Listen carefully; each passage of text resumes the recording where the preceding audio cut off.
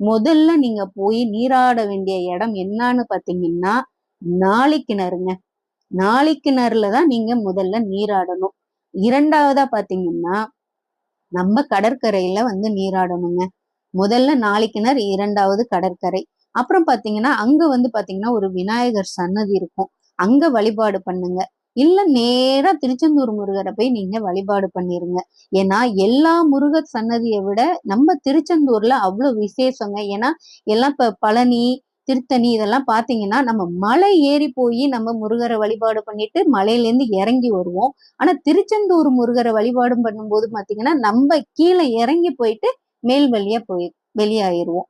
சரிங்களா? இதுவே பார்த்தீங்கன்னா, நம்ம வாழ்க்கைக்கு ஏற்றம் தரக்கூடியதுங்க. ரொம்ப சிறப்பான விஷயமும் கூட.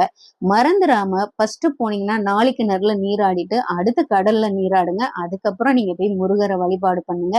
உங்களுக்கு நேரம் இருந்துச்சுன்னா